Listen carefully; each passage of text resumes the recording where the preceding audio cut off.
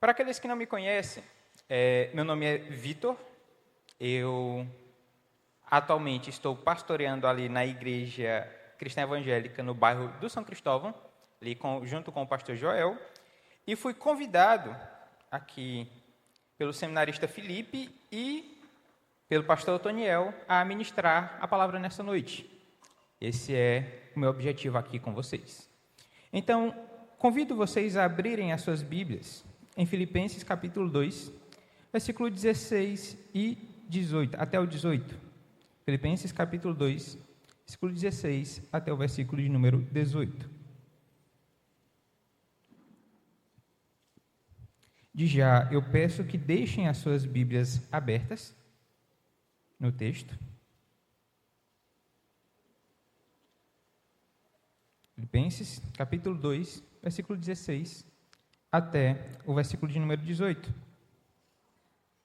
Eu vou ler aqui pelo retorno para os irmãos acompanharem no projetor. Preservando a palavra da vida, para que no dia de Cristo eu me glorie de que não corri em vão, nem me esforcei inutilmente. Entretanto, mesmo que eu seja oferecido por libação, sobre o sacrifício e serviço da vossa fé, alegro-me com todos vós, me congratulo. Assim, vós também, pela mesma razão, alegrai-vos e congratulai-vos comigo. Amados, nós vemos uma época em que os cristãos têm buscado a sua alegria em uma série de coisas. Por exemplo, é muito comum que um cristão ele considere um dia feliz, o dia em que ele pode ficar em casa, comer uma boa comida, assistir uma série e descansar. Realmente não existe nada de pecaminoso nisso, mas, infelizmente, alguns cristãos têm reduzido a sua verdadeira alegria a pequenas coisas que existem nesta terra. O foco da alegria cristã foi desviado. E hoje eu quero propor a vocês o seguinte título para a nossa reflexão que nós temos aqui neste texto: Preservar a palavra da vida, o caminho para a verdadeira alegria cristã. Nós vamos, amados, neste texto, permanecer como como o apóstolo Paulo apresenta aos cristãos de Filipos, que o ato deles permanecerem, preservarem a palavra, era o que iria despertar, tanto no apóstolo como na igreja, uma alegria enorme, um sentimento de júbilo e felicidade, porque eles estavam preservando e ficando firmes na palavra da vida. Mas, antes de observarmos o texto em detalhes, eu quero apresentar alguns pontos anteriores que nós precisamos conhecer para entender bem o que o apóstolo está dizendo aqui. Nos versículos 12, 13, 14 e 15, Paulo ele está falando sobre dois temas. Quais são esses dois temas? Primeiro, o desenvolvimento da salvação. Quando Paulo apresenta o conceito de desenvolver a salvação, ele está apresentando um fato. Que fato é este? Se você é um cristão, obrigatoriamente, você precisa ter um estilo de vida específico. E esse estilo de vida tem que estar de acordo com Cristo. E viver em coerência com Cristo é viver desenvolvendo a sua salvação. O segundo tema que Paulo vai falar é sobre o testemunho cristão que deve ser dado em meio a uma geração corrompida, que é consequência do estilo de vida coerente com Cristo. Agora, o apóstolo, ele vai apresentar à igreja o fundamento básico para que eles pudessem cumprir essas duas coisas e se alegrarem diante da realidade que eles estariam firmes na fé e em Cristo Jesus, o nosso Senhor. E o fundamento é permanecer na palavra da vida. Essa é a instrução que nós encontramos aqui no versículo 16. Algumas traduções, no início do versículo 16, vão trazer a expressão retendo fielmente a palavra da vida. Alguns vão dizer permanecer na palavra da vida. Mas o que eu quero propor a vocês é uma compreensão mais profunda sobre esses dois termos, sobre a palavra da vida e sobre o ato de permanecer ou retê-la. Então, observem bem aí no texto. Se tiverem a possibilidade, marquem as palavras, isso é muito bom para que vocês possam gravar o conceito. Vamos primeiro, irmãos, entender aqui o que Paulo quer dizer com a palavra da vida. Primeiro ponto, é o referencial para a vida cristã. Isso nós acabamos de ver. Paulo vem desenvolvendo a sua argumentação de que o cristão, ele precisa dar um bom testemunho, de que ele precisa desenvolver a salvação, e ele vai apresentar a palavra da vida como o roteiro para cumprir isso. Então, o que é essa expressão, palavra aqui da vida que ele apresenta? Amados, a palavra logos, que é literalmente traduzido como a palavra, ou o verbo, é algo que carrega uma série de significados no Novo Testamento. Nós vamos ver, por exemplo, no Evangelho de João, já sendo o último evangelho escrito, o apóstolo apresentando Cristo como o Logos, como o Verbo encarnado. E isso nós vamos ter este texto sendo entregue à igreja já por volta do ano 90. Então, dentro da igreja ali, existia toda uma reflexão em cima da expressão a palavra. Muitas vezes era uma instrução prática, muitas vezes era se referindo a Cristo. O nosso objetivo é entender especificamente neste texto o que significa a palavra da vida. Primeiro, nós precisamos, irmãos, olhar o contexto que está ao redor. Se vocês lerem o primeiro e o segundo capítulo de Filipenses, vão notar uma coisa. Paulo ele tem um foco em explicar os atributos de Cristo em relação à sua encarnação e humildade. A igreja de Filipos era uma igreja que se situava em uma cidade nobre. A cidade de Filipos era uma cidade que era uma colônia romana, e eles usufruíam de privilégios entre todas as cidades. Lá era uma cidade composta de antigos guerreiros que ganharam muito dinheiro, fama e nobreza nas guerras. E quando eles se aposentavam, eles iam para Filipos fazer a colonização romana ali na Ásia. Então, eles tinham o status de nobres. A igreja de Filipos era composta por pessoas poderosas. E eles carregavam a tradição romana do orgulho. Eles eram orgulhosos e estavam dividindo a igreja que existia ali em Filipos. Nós vamos ver Paulo citando mais à frente o nome de Evódia e Sintique, rogando a elas que abandonem essa postura. Então, para uma igreja que estava cheia de pessoas orgulhosas, lutando umas contra as outras, ele escreve, mostrando que a pessoa de Cristo é uma pessoa humilde. E a humildade de Cristo está provada no fato de que, sendo Deus, ele se esvazia. Ele deixa a sua divindade, não no sentido que ele deixa de ser Deus, mas a totalidade, a grandiosidade, a glória de Deus, que não cabe nesta terra, porque nós vivemos em um universo limitado, e o nosso Senhor, ele é ilimitado. Então, nós vamos ver Paulo construindo um argumento cristológico. Como consequência, nós podemos entender que quando ele fala da palavra da vida, ele está falando acerca do conhecimento sobre Cristo.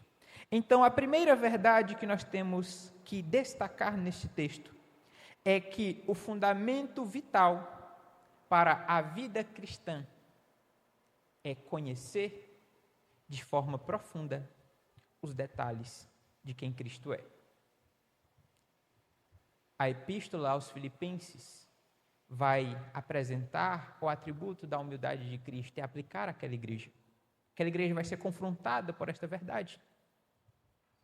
E este conhecimento vai ser apresentado pelo apóstolo como a palavra que dá a vida. E aqui nós temos uma ideia interessante. Nós temos o Logos que doa, que entrega, que vivifica a pessoa. Em outras palavras, amados, não existe a possibilidade de vida sem conhecer a Cristo Jesus. Alguém aqui já assistiu o filme O Menino que Descobriu o Vento? É um filme que ele passa acho que se não me engano tem na Netflix. É um filme curioso, é bem interessante. Qual é a história deste filme? Uma aldeia africana que está enfrentando uma seca. Eles vão morrer de fome. Mas o que é que acontece na narrativa do filme? O menino conhece uma forma de extrair a energia eólica e fazer uma bomba funcionar e jogar a água do rio que era distante para a aldeia. Conhecimento que traz vida. Isso é conhecer a Cristo Jesus. Mas não é apenas salvar uma vida terrena, mas o conhecimento de Cristo vivifica para salvar as vidas eternamente. Assim, amados, vamos apresentar alguns pontos para a nossa reflexão. Primeiro, Cristo é quem vivifica o homem natural. Sem ele, não existe a esperança de vida. Irmãos,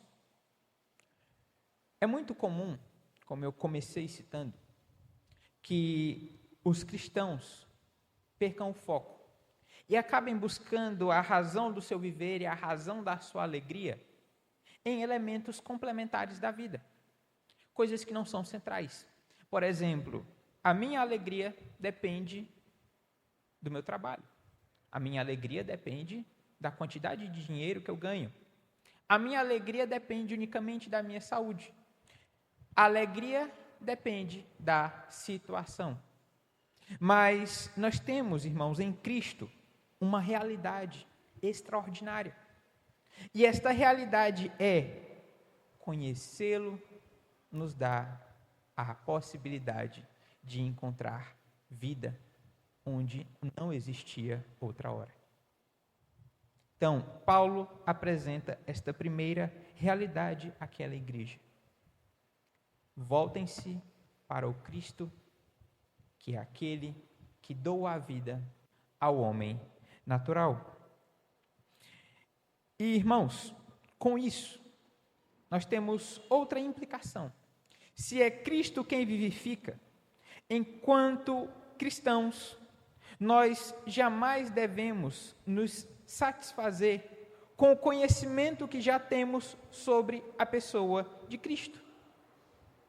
Vejam que o que Paulo está fazendo ali é instruir os filipenses com mais conhecimento sobre Cristo Jesus, para que eles tirem o foco das suas contendas e intrigas e se voltem para o Senhor que vivifica os corações mortos nos delitos e pecados.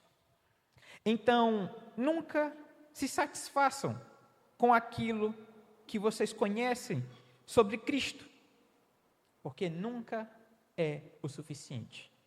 Amados, a cada detalhe que nós aprendemos sobre a pessoa de Cristo, lendo a Escritura de forma completa, porque toda a Bíblia está focada em Cristo, estudando bons livros, ouvindo pregações saudáveis, a a cada detalhe que nós vamos encaixando, cada peça do quebra-cabeça nos mostra mais e mais daquele que é o nosso alvo.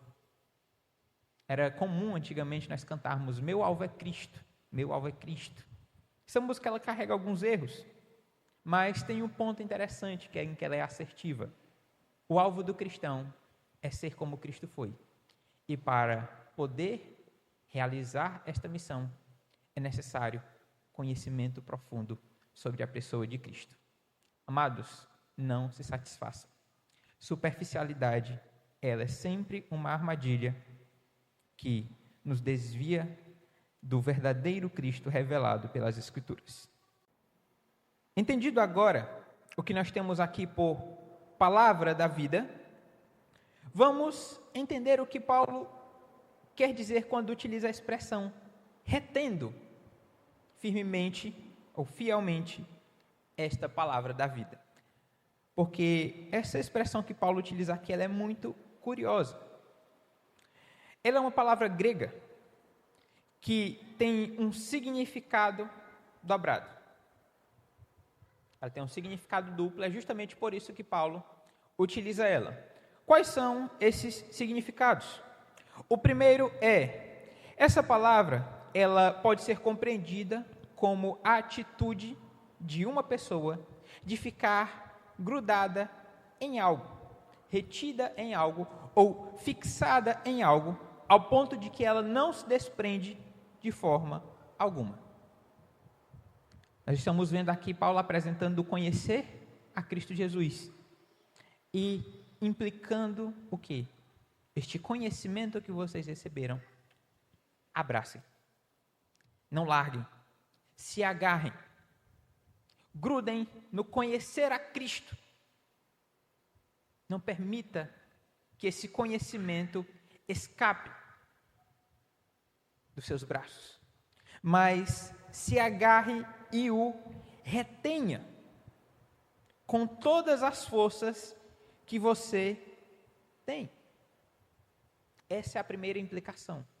Paulo ensina o conhecimento que nós obtemos sobre Cristo por meio da revelação especial do Senhor, que é a Escritura.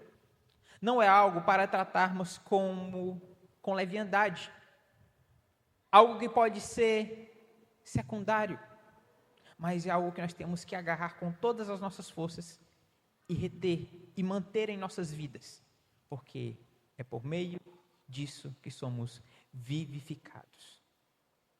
E o segundo significado esclarece mais ainda a beleza que Paulo apresenta aqui. A segunda implicação, ela vem da forma com que essa palavra ela era utilizada pelos gregos. A palavra aqui, ela tinha um significado específico, que era: você vai reter vinho para servi-lo aos seus convidados. Só que é muito interessante, irmãos. Paulo está ensinando o seguinte à igreja: peguem a palavra, abracem a palavra, segurem a palavra, mas ela não vai ficar apenas com vocês. Vocês vão conhecê-la, o conhecimento sobre Cristo irá entrar em suas mentes, vocês irão abraçá-lo, para no momento oportuno servi-lo a alguém, como um bom vinho é servido aos convidados em uma festa. Ou seja, Paulo não está ensinando a igreja apenas a reter conhecimento e ficar trancado, com conhecimento fechado, apenas retido entre eles, mas está apresentando a realidade da tarefa missional da igreja, que é conhecer profundamente quem Cristo é e, conhecendo quem Ele é, apresentar a pessoa de Cristo àqueles que estão ao nosso redor. Essa é a implicação paulina que ele traz para os pontos que ele destaca aqui sobre a palavra da verdade. Pensem bem, irmãos. Isso aqui é como alguém, qualquer um de vocês, que fazendo uma viagem a outro estado, a outro país, se depara com um prato, uma nova receita, uma comida que você nunca comeu. E quando você prova aquilo, essa comida conquista o seu paladar.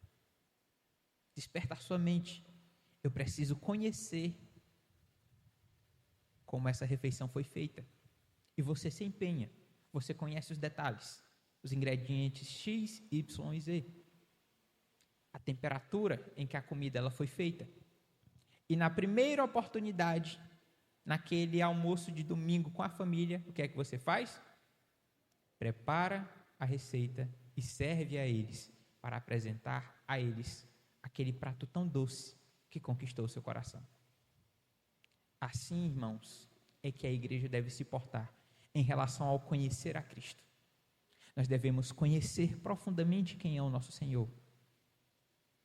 E movidos por o amor que conquistou os nossos corações, servirmos esta palavra tão doce àqueles que estão ao nosso redor e não provaram ainda deste alimento e não foram vivificados por eles. E cumprindo isso, amados, é que nós vamos ter alegria. Lembrem que eu comecei falando nesta pregação sobre a fonte da verdadeira alegria para os cristãos. E a fonte está aqui.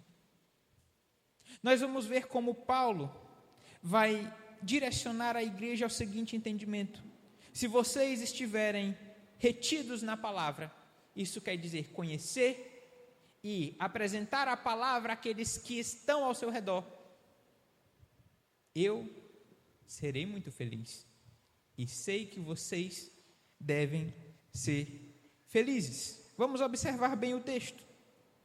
Vamos ler novamente. Retendo fielmente a palavra da vida, para que no dia de Cristo eu tenha motivo de me gloriar no fato de que não foi inútil que corri e trabalhei. Contudo, ainda que a minha vida esteja sendo derramada como oferta juntamente com o sacrifício e o serviço proveniente da vossa fé, alegro-me e me congratulo com todos vós. E pelo mesmo motivo, alegrai-vos e acompanhei-me neste júbilo. Irmãos, nós temos aqui Paulo apresentando o resultado de tudo que ele vem argumentando aqui neste capítulo. Ele apresenta outros temas, como eu citei anteriormente. O desenvolver a salvação deve ser feito de acordo com Cristo. O dar o testemunho em meio a uma geração corrompida. E nós vamos ver aqui, no final, que isso tudo deve ser feito como? Conhecendo Cristo e apresentando Cristo a outras pessoas. E o final deste processo é o quê? Felicidade. Paulo descreve o seguinte: se eu ver em vocês, igreja de Filipos, que vocês estão cumprindo as orientações que deixo nesta epístola, eu certamente me alegrarei. Me alegrarei agora e no dia do Senhor. Uma contestação aqui de Paulo, irmãos. Uma confirmação aqui de Paulo. Que confirmação é essa? Paulo, sabendo, tendo um testemunho em relação àquela igreja, sobre a vida dela, em relação ao conhecer a Cristo. Se eles procedessem como ele vem exortando aqui, ele já poderia ter certeza de agora e até o dia do Senhor, que aquela igreja estaria com eles na eternidade. E isso é razão de alegria para o apóstolo. Veja que ele vai fazer esse destaque. Se vocês reterem fielmente a palavra da vida, no dia de Cristo eu vou ter motivo de me gloriar no fato de que não foi inútil que corri e trabalhei. Irmãos, a palavra gloriar utilizada aqui por Paulo não é o apóstolo dizendo que irá se exaltar, mas sim que ele será tomado por uma alegria estupenda, se fosse tomado pela confirmação de que aquela igreja estava procedendo de acordo com a verdade sobre Cristo Jesus. Em outras palavras, amados, nós temos neste texto de Filipenses uma prova dos 9 para os cristãos. Aquele que não conhece mais sobre Cristo e que não leva Cristo adiante, ele está dando um testemunho de que não estará com Cristo no dia do Senhor. Mas aquele que se empenha em conhecer a Cristo e, conhecendo Cristo, serve este conhecimento àqueles que ainda não têm, esse sim estará com Cristo no dia do Senhor. O que Paulo faz aqui é uma aplicação muito simples, amados. Olhem bem e policiem as suas vidas. Vocês querem conhecer mais de Cristo? Está falando isso à igreja de Filipos, Paulo. Se sim, aprofundem as suas vidas naquilo que eu passo a vocês. Mas não conheçam apenas, vivam e levem este Cristo adiante. Essa é a missão da igreja. E assim, eu tenho certeza que vocês se alegrarão, porque eu sei que estarei alegre no dia do Senhor. E isso independente da situação em que eu me encontro. É isso que Paulo está narrando àquela igreja. Por quê? Vejam que no versículo 17, ele diz o seguinte: contudo, ainda que a minha vida esteja sendo derramada como oferta, juntamente com o sacrifício e serviço proveniente da vossa fé, alegro-me e me congratulo com todos vós. E pelo mesmo motivo, alegrai-vos e acompanhei-me neste júbilo. Amados, Paulo está aqui descrevendo a situação em que ele se encontra. Paulo estava preso e já tinha consciência da possibilidade da sua execução. E é por isso que ele utiliza a expressão vou ser derramado como oferta, ou vou ser derramado como libação.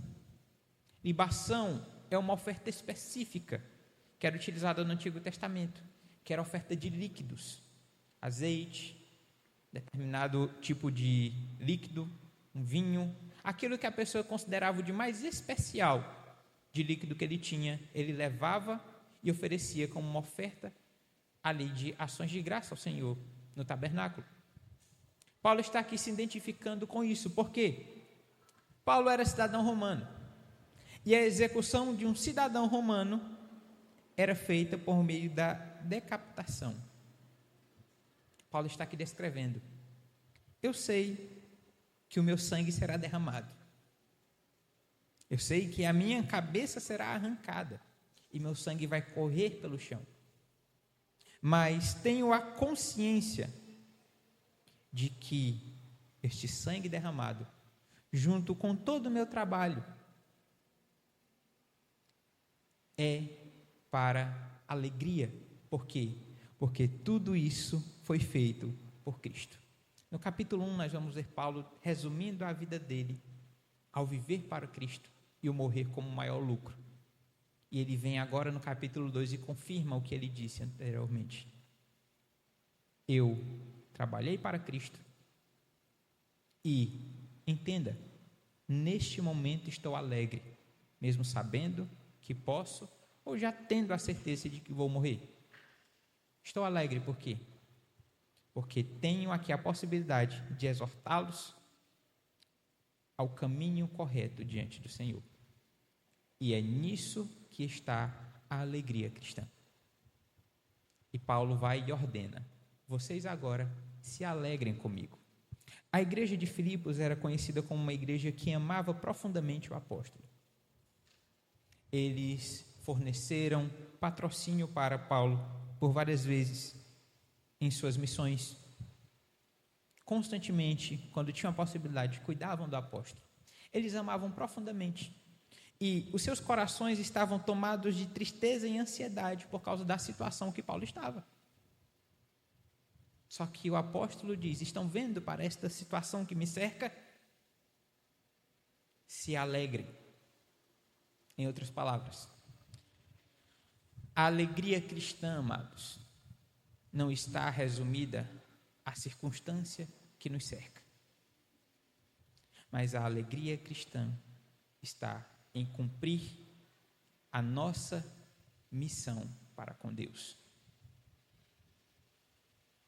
Sabe por quê que vivemos vidas insatisfeitas, tomados pela infelicidade?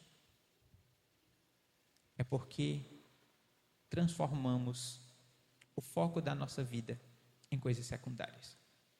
E esquecemos que o centro dos nossos corações deve ser a pessoa de Cristo, Deus Pai, Espírito Santo, nos motivando, nos direcionando por meio da sua palavra a cumprir o nosso dever, que é conhecer mais de Deus, nos aprofundarmos em comunhão com Deus, testemunharmos o nosso relacionamento com Deus e apresentarmos Cristo, aquele que vivifica,